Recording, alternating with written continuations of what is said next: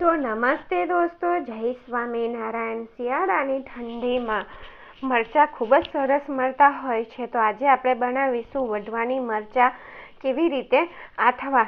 તો તેની માટે મેં અહીંયા ફ્રેશ મરચાં 100 ગ્રામ લીધા છે।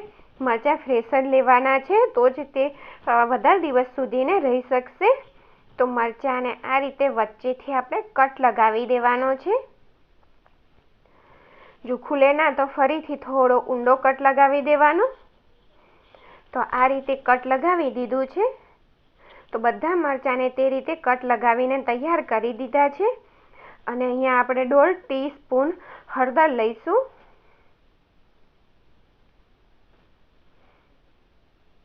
જે આપણે મરચાંની અંદર ભરવાનું છે, અને 1 ટેબલસ્પૂન મીઠું। આ બંને વસ્તુને મિક્સ કરી દેવાની સરસ રીતે। એ મિક્સ થઈ જાય એટલે મરચાંની અંદર આપણે તેને સ્ટફ કરવાનું છે, એટલે કે ભરી લેવાનું છે। આ રીતે મરચું થોડું ધીરે રહીને તમારે મરચાંને ખોલવાનું, તૂટી ના જાય તે કાળજી રાખજો। અને આ રીતે થોડું મીઠું અને હળદર લઈ અને ભરી દેવાનું। તો તમને બીજું મરચું પણ તે જ રીતે ભરી અને બતાવું છું। આ રીતે તમે મરચાં આથશો ને તો ટેસ્ટ તેનો ખૂબ જ સરસ આવે છે। જેવો તમે બહારથી માર્કેટથી લઈએ છીએ ને આપણે આથેલા તૈયાર મરચાં, તેવો ખૂબ જ સરસ ટેસ્ટ આવશે। તો બધા મરચાંને તે રીતે મેં તૈયાર કરી દીધા છે ભરીને। તો તેની અંદર 1 ટેબલસ્પૂન લીંબુનો રસ ઉમેરવાનો છે, અને મિક્સ કરી અને તેને 4 કલાક માટે આપણે ઢાંકી અને રહેવા દેવાનું છે। તો 4 કલાક થઈ ગયા છે, ત્યાર પછી આપણે મરચાંને જોઈ લઈએ।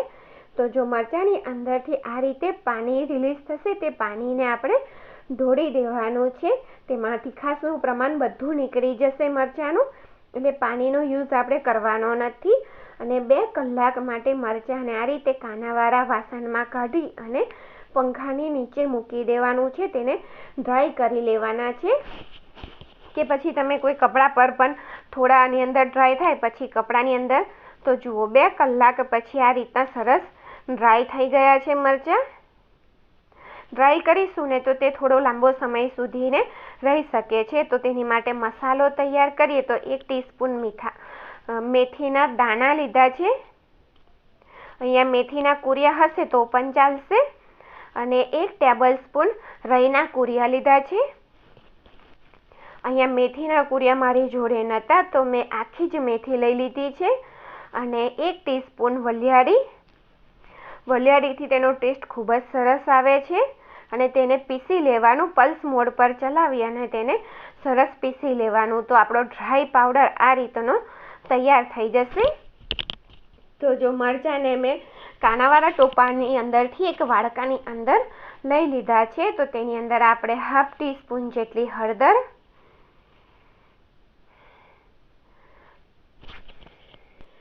તો અહીંયા થોડુંક અમથું જ મીઠું આપણે ઉમેરવાનું છે। પહેલાં ઉમેર્યું છે એટલે ધ્યાન રાખીને મીઠું ઉમેરવાનું, અને સરસ રીતે આ રીતે મિક્સ કરી દેવાનું। અને 1 લીંબુ આખું લીધું હતું, તેને વચ્ચેથી ફાચડો કર્યો, અને એ ફાચડાનો મેં અડધા લીંબુના 4 ભાગ કરી અને ઉમેરી દીધા છે। તેને પણ મિક્સ કરી દેવાના। અને અહીંયા એક પેન લીધું, તેની અંદર 1/4 કપ જેટલું તેલ લીધું છે, ને તેલ ગરમ થાય ને ત્યારે તેની અંદર 1/8 ટીસ્પૂન જેટલી હિંગ ઉમેરવાની છે। તેલ સારી રીતે ગરમ હોવું જોઈએ, અને તેની અંદર જે મસાલો તૈયાર કર્યો તે ઉમેરી દેવાનો। જો મસાલો નાખતા તે કેવો ઉપર દેખાય છે તે રીતનું હોવું જોઈએ, વધારે કડક તેલ નહીં, વઘાર કરતા હોય આપણે તે રીતનું હોવું જોઈએ। અને મિક્સ કરી અને તેને હવે મિક્સ થઈ જાય એટલે ઉતારી લેવાનું, ને જે મરચાં રાખ્યા હતા વાડકામાં તેની અંદર રેડી દેવાનું છે, ઉમેરી દેવાનું। ઉમેરી અને સરસ રીતે તેને મિક્સ કરી દેવાનું। તો આ મરચાં વઢવાની આથેલા મરચાં બનીને તૈયાર થઈ ગયા છે, અને તમારે આથી અને 2 દિવસ પછી ખાશો તો તે ખૂબ જ ટેસ્ટી લાગે છે। તો તેને એક બોટલની અંદર આપણે કાચની બોટલની અંદર ભરી દઈએ। આ રીતે તેને 2 દિવસ પછી ખાશો એટલે સરસ એકદમ ટેસ્ટી મરચાં બની જશે. તો થેન્ક યુ ફોર વોચિંગ.